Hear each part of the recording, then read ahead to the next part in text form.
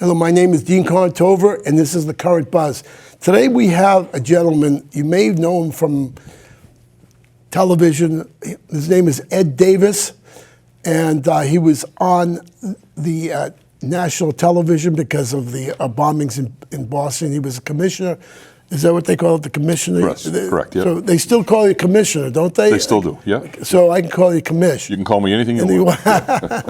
Ed Davis, he was a police officer in Lowell, Massachusetts. He was superintendent of police, and then he became commissioner of Boston, Massachusetts, police commission. He was police commissioner from December 2006 to 2013. In April 15th, 2013, there was a bombing in Boston at the Boston Marathon, if you remember that. And Ed was telling me that, that people see him at the airport and they say hello to him. So if you see Ed Davis at the airport, tell him that you saw him on my show, okay? What a great idea. Yeah. So he'll remember that and he'll say, yeah. I'll call you and let you know. Yeah. Thank you very much. We're going to talk about policing in Lowell real quick, and then I'd like to jump to the bombing and the minutiae of that and what happened in that situation.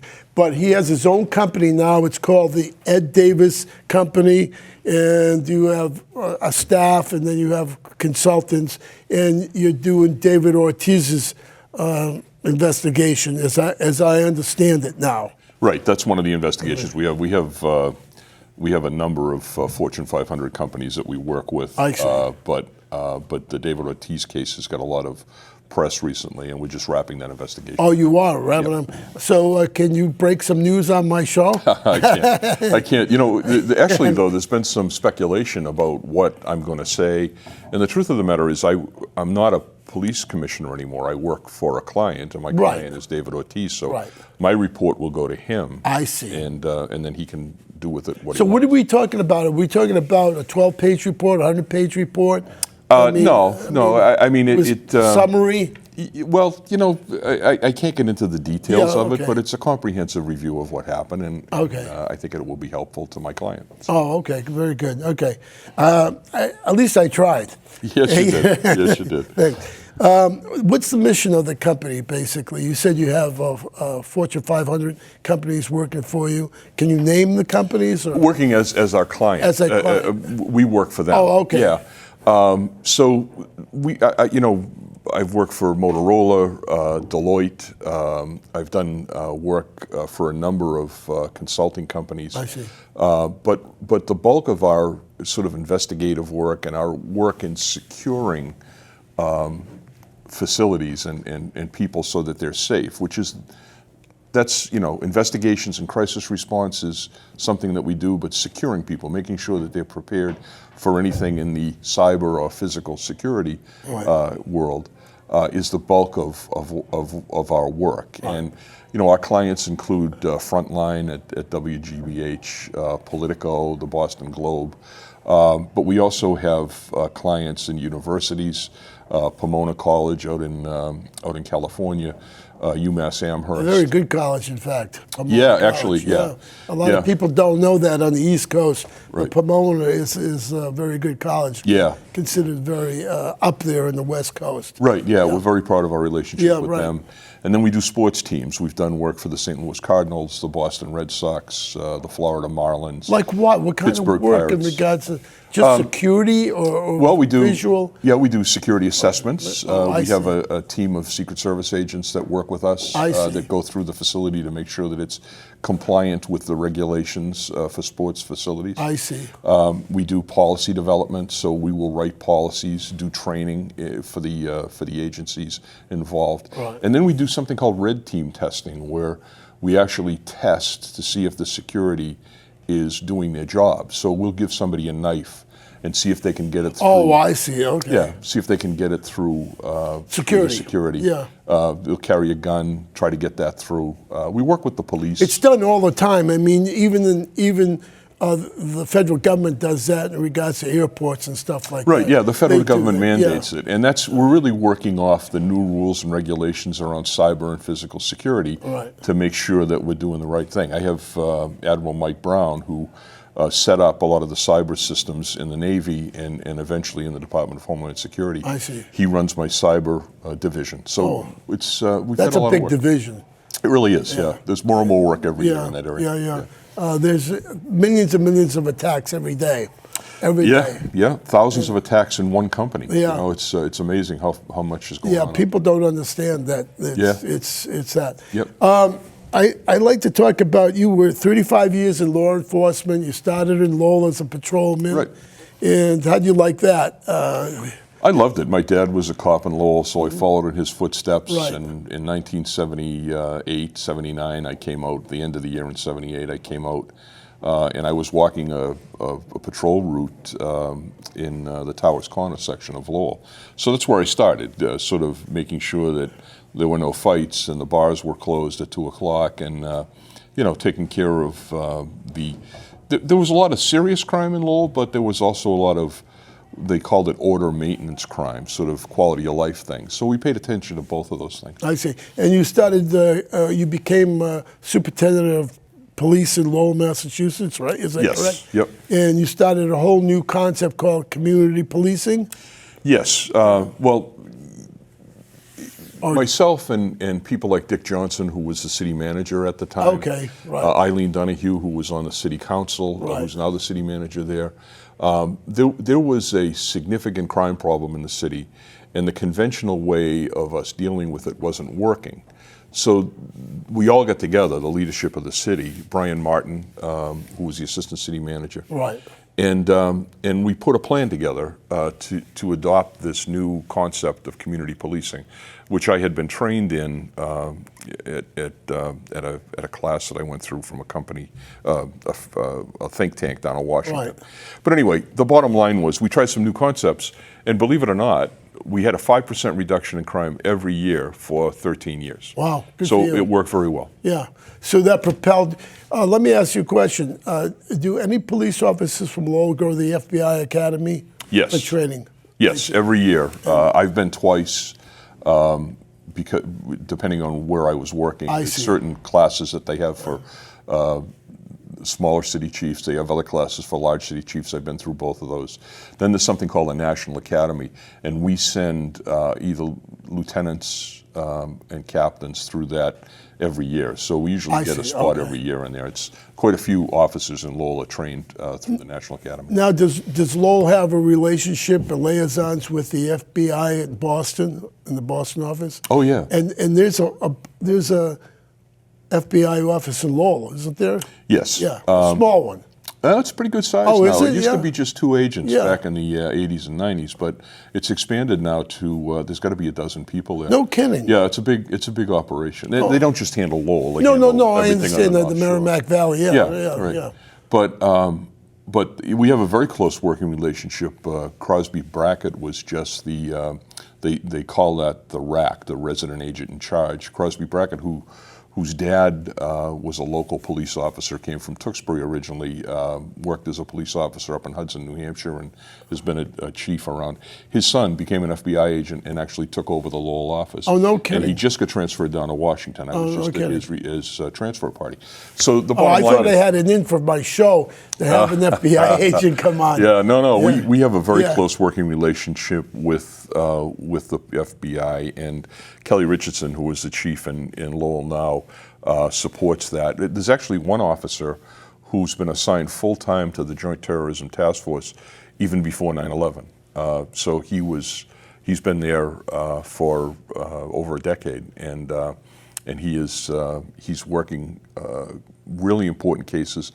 Tom Daly is his name, and he just got a big award, national award, for the work he did in terrorism. So, Oh, no kidding. Yeah. So very close relationship. Yep. You become commissioner of Boston Police because of your good work in Lowell, I presume. Well, there was a process. You know, Yeah, I understand. had met with Mayor Menino in the years running up to the vacancy, and he had appointed a group led by David D'Alessandro, who was the president of Hancock Insurance, and it was really David that kind of reached out to me and asked me to apply. So Right. it was an interesting process, but it ultimately ended up in my being sworn in November of 2006. Okay, so we get to April 15, 2013. You remember that day? Yeah, I sure Yes. do. Yeah, Yeah, I sure do. I'm sure we all did. Life-changing for so many people. Yeah, exactly. I was in Boston with my daughter. She had a medical appointment. They were working, and you know how that is Sure. no traffic. It's a holiday in Boston, so we were in Boston, and all of a sudden, all hell breaks loose. Fire trucks, police cars, state police, everything's going on, and bingo. And so we went up to the Common, and we were about 2 blocks away because it was blocked off Right. to visually see it, because I wanted to take my daughter to a situation like that to be prepared Yeah. down the road. It's certainly an education. Yeah, an education. And the police were getting ready at the Common. The state police were lined up with their cruisers, getting their rifles out or shotguns or whatever they had. And also there were attack forces between that street, between the Garden and the Common. Yeah, Charles Street. Charles Street. Yeah, they were set up there, and they were getting ready and so forth. So I just want to tell you this. So we walked by this restaurant, right? And I'm looking in, and I'm saying, wow, the plates are still on the table, and the beer bottle is still on the counter, and so forth. Everybody just scattered. I, realizing after I looked at it that, as soon as that happened, everybody took off, Right. and it probably was a stampede. Where were you when you first heard it? I had been at the marathon at the finish line, Okay. got the governor in and out with his security detail. So I was there prior to anything happening, Right. making sure that the security was what it should be. Right. And then I had a call with the White House. I had to speak to Vice President Biden that morning. Right. So I went back to my home office to take the call. And it was after all the elite runners had come in. So it becomes just a regular marathon. Right, at that point I've in time. been there So- many times. Yeah, so it's a very much a Routine. Boston. Yeah, Yeah, exactly. yeah. Yeah. So went back to my house, took the call, and just as I was hanging up at the White House, Dan Linsky called me, my chief of department, and told me that the bombs had gone off. So I raced back downtown, and I was there in 5 or 6 minutes. The ambulances were still picking up the wounded. There were 2 bodies on the ground, Martin Richard, the 8-year-old boy that was Right. killed, and Lou Lindsay, who was a Chinese graduate student that was at BU. Crystal Campbell was at the first bomb, Okay. the seat of the first bomb, but her body had been moved, and so it was a chaotic, Right. hectic kind of a situation. Going back to what you said about people running. Right. One of the things that we noticed was that people just dropped their bags. They had handbags Right. and shopping bags and things like that. They were all over the course. And any one of them could have been another device. So our bomb squad had to come in very quickly and declare those things safe before we Right. could start the investigation. So, we went in and rescued the people, got the people out to the hospitals. There were 42 critically injured people in that attack, and everyone that left the scene survived, some with multiple amputations. Do you think that because you had that medical tent there, that saved a lot of people's lives? Yeah, the medical tents were really important because all those medical people came Right. down. But I think that it was the public response and the police and fire response that made an enormous difference in crafting what the heck they call it? Aid or crafting those. I'm blanking on Okay, but it's tying right. a rope or a belt Oh, around a tourniquet. A tourniquet, Yeah, yeah. right. Crafting those tourniquets, saving lives, stopping the flow of blood right at the scene by people who were just bystanders, people that were Right. were there. Interesting note: every Boston police officer carries a tourniquet now in his uniform. Oh, no kidding, He or since that she, time. yeah, they have to. Oh, wow. They have to Is have that tourniquets just with them. Boston, or is that now? It's national. It's national not every now? police department, but, Okay. but it's a national standard Yeah, right now. and it's not that heavy. It's just, No, what is no. it, a rope, or is it some sort of cloth? It's like a cloth, A and a device. to That's a twist great it. idea. Yeah, it really is. It it's- saves lives. It really Yeah, does. Yeah. because I know when I was in the military, everybody had to have a bandage Yep. on their web belt, Yep. and it wasn't basically for you. It was basically for me. If something happened to me, they would take Self-apply, it. Yeah, right, self-applied. yeah. They would Yep. do that because everybody had one. It's a Yeah. great idea. I didn't Yeah. know that. I mean, so we've learned a lot of lessons from that. Yeah, we have. Yeah. Yep. Okay, so you get down there, all hell breaks loose. You're coming down, you have security with you, I presume. Yes, I had a security detail. Yeah, Yep. with you, because of what happened. You don't know. You might be marked, Right. you know, and that type of thing, because we didn't Right. know what was happening, right? Exactly. Yeah, we didn't know if they were going to be following. So how did you attacks. shepherd the people away, and how did you control the situation? Because when I was in Boston, there were cruises, unmarked cruises, cruises coming in. Is that a bad thing to do, to bring them all into the city, or should they have been out in the suburbs Yeah. where there should have been, you know, impossible other bombings possibly, and they should have gone to that location? Yeah, so I was at 9/11. I was at the World Trade Center about a week after the incident. a week after, And okay. I spoke to the officers that were involved in the initial response, and they all said that this situation of police and fire self-reporting is a major problem because it creates confusion. Right. So what you saw at the Boston Common was part of our plan, which was to establish a catchment point of all of the incoming volunteers and police responding Right. as a result of a call for assistance in one location. So Deputy Superintendent Cullum Lydon was at the bombing, put tourniquets on people, and then eventually came to the command post, and the first thing I assigned him to do was to go to the Boston Common and set up this catchment area.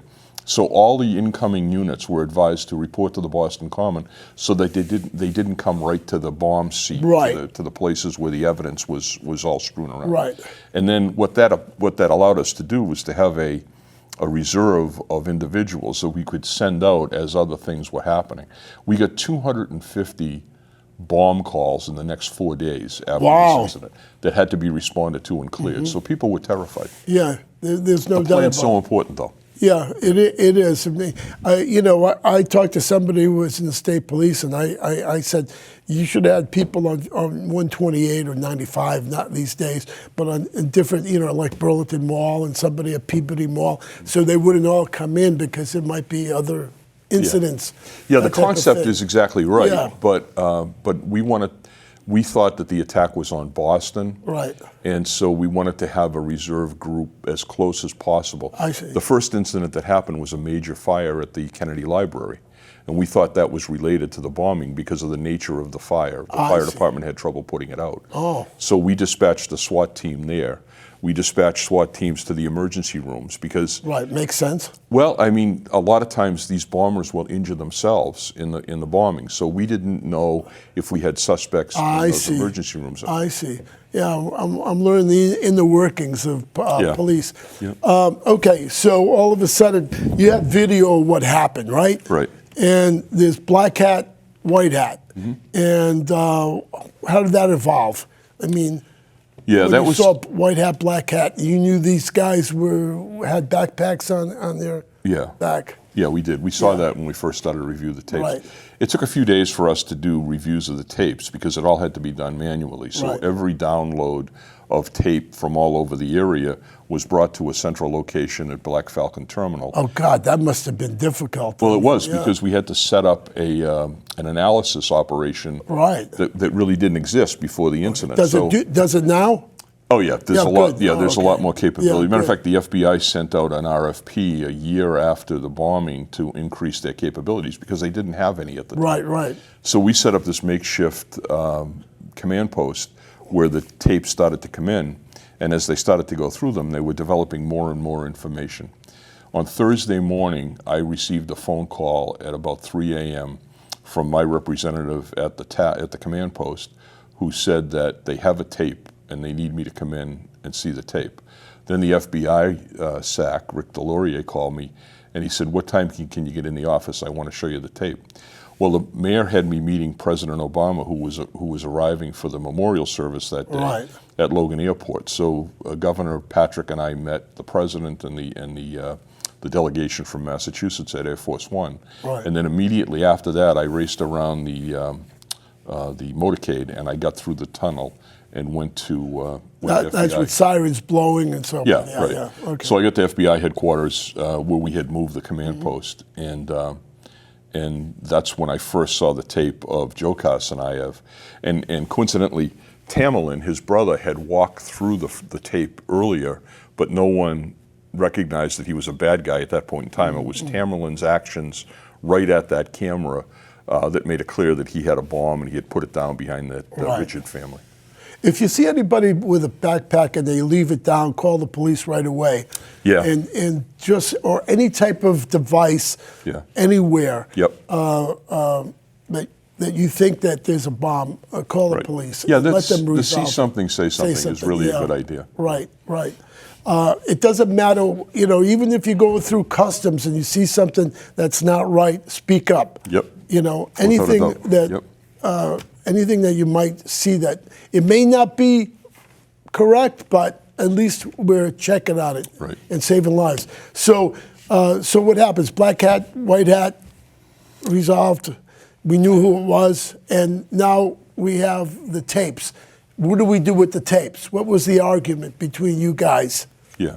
Well, there was a group of people that didn't want to release the tapes to the public. I argued against that, wanting to release the tapes because, the Red Sox were playing, the Celtics were playing. We had to give people a chance to see who the bad guy was so that they could protect themselves. I wasn't going to hide that.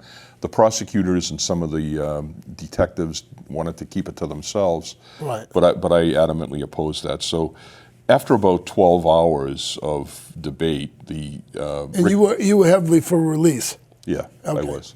Rick Delorier called and said, "You're right. We're going to release them today." So later that day, we got the tapes out, and eventually that led to them activating themselves. And tragically, Sean Collier was killed as a result of their trying to get another firearm. But they were trying to get to a transit stop, a subway stop in New York, to blow up a lot of innocent people. I mean, are you sure of that? Or there's no question. There is absolutely no question. So they hijacked that car? Was that the object to take that car to New York? Yes. Oh, okay. Danny was driving that car. Yeah, was the an poor MIT kid. student. Yeah. And it was his very measured response and courage in breaking away from these suspects who were going to kill him. He got away from them.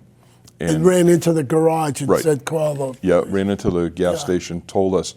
And it was actually able to tell us the GPS number on his car so that we could track his car. And that's how we ended up catching them so quickly, is because of the tremendous work and memory of Danny. Is it GPS because his phone was still in the car? No, he had just bought a new Mercedes-Benz SUV. Okay, so it was built into the car. And he knew the 8-digit number off the top of his head. Wow, he was that bright. Yeah, and we asked him how he knew, and he said, well, I go to MIT. He remembers numbers. Wow. So, in other words, if they went to Harvard or BU, probably wouldn't have done it. Certainly, if I had that car, I wouldn't have done it. Definitely. Yeah. Wow, it's good to know your number. I mean, I don't even know my number, but go ahead. Yeah. And then all hell broke loose in Watertown. Yes, it did. Okay. Yeah. Now, I want to tell you, that it was shelter in place. It was unusual to ask people to shelter in place. I got phone calls from all over the country because you guys said shelter in place. Right. And everybody was pissed off at the Boston police and the FBI because their rights were controlled. Yes. So I want to let you know that, be careful when you say shelter in place. People get upset. I mean, I had somebody call me from the Virgin Islands. Yeah. Well, you can send them a message from me. Okay. Tough. Okay. So here's the way I look at it, right? Yeah. The week before this incident happened, we told people to stay home because there was a snowstorm. And people sheltered in place during the snowstorm. That's right. This was simply another decision that was made by Governor Deval Patrick, very liberal governor, and Mayor Thomas Menino, very liberal Democratic mayor, who said this is the right thing to do to protect the people. So there's a lot, every time you get into a conversation about, my rights, and I understand, nobody protected constitutional rights more than I did over the course of my career. But there are times when, if you don't want more people hurt, you have to do things that bump up against that. Right, exactly. The safety of the public should, listen, Even with health issues, but that's another story. Well, let me tell you, if that goes wrong, you'll see a lot of complaining about rights. But the truth of the matter is, this public safety is one of the first things called for in the Constitution, right? And that's what you revert back to. Okay, that's good. I'm going to tell that guy. Yep, call him up. Call him up. Okay, yeah. So there's a shootout goes. And somebody gets killed or run over by his brother. Is that Yes. Is that the facts? Well, he was shot 6 times in the chest by the police. Oh, he was. And then he was run over by the brother. I see. Okay. Yeah. So he would have expired as a result of the shooting. But he was still alive when he was hit by the car. I see. So what happens to the younger brother, Tamerlan? Tamerlan. Yeah. He gets away. He drives the car 4 or 5 blocks up a hill in Watertown. And we're on the car very quickly, but he's escaped the car. The door is open. Right. He's run into the yards. And so we set up a perimeter, a 20-block perimeter around the last place we saw him. Mm-hmm. And during the course of the night, we brought SWAT teams in from all over New England, and they very slowly and methodically collapsed that perimeter until they had searched everything. And you were ready to give up the search, and somebody called you and said, there's a guy in the boat? Yeah, we were not giving up the search, just so you understand the dynamic of it. It was a very interesting issue. Yeah. We had done that lockdown, and the president was concerned about it. President Obama called Governor Patrick, and he said to the governor, when are you going to end this? He said, we can't go on. You mean the shelter in place? Right. Okay. We can't go on. And so the governor said, well, we just want to finish the search. And he said, let's get this over with. So Governor Patrick came down and said, we've got to end this. So our guys hadn't completely finished the searching. It was almost done, but there was a political desire to sort of resolve call it. This. Yeah. And so we did that without any argument. We say, yeah, we can finish up the checking ourselves. But during the course of that finishing up, that's when we got the call from the gentleman who saw Joe Carr in the boat. And funny, he was staying in his house until that was lifted. So when it was lifted, almost immediately the public ended up being the key person in the search. You know. Mm-hmm. I have 2 minutes. So what happened? Well, they got him. You know, he was hiding in the boat, and he had confessed. He had wounds, didn't he? Yeah, he'd been shot in the mouth. Yeah. And there was a lot of gunfire because they thought he was shooting at them. Right. But he survived it. Yeah. And he also, what's important from an evidence perspective is he wrote a confession. He wrote a confession inside the boat. And so that section of the boat was cut out and brought into court. And no kidding. Yeah, and it basically showed that he was confessing to terrorism, to hating the United States because of philosophical reasons. Wow. Yeah. Wow. So they cut out the boat. What happened to the guy? Did he get a new boat? Well, he never actually got. The FBI said they were going to buy him a new boat, and they didn't. No kidding. But I talked to him years later. He ended up getting some people pitched in, and he got a bigger, nicer boat. Oh, okay. It's all worked out well. Yeah, that's good. Yeah. So, so the moral of the story: he was found guilty. Yeah, he was found guilty. He's on death row. He's death row. In Supermax. And now in there's Colorado. appeals. Yes, he has appeals. They're going on right now, as a matter of fact. Yeah, right. So hopefully, you have a right to appeal in this country. So that's what he's going especially through a death penalty case, especially a capital case. And now there's talk about moving the venue from Boston to someplace else, or it should have been, or it shouldn't have been, or there's always that argument that the jury pool was tainted. So there's a couple of issues that they're hanging their hat on. It remains to be seen what the courts will do with it, but we'll see. We just have to go through it. Ed Davis, thank you for coming. Thank you so much, Steve. It's great to see you. I appreciate it. My pleasure. Nice seeing you.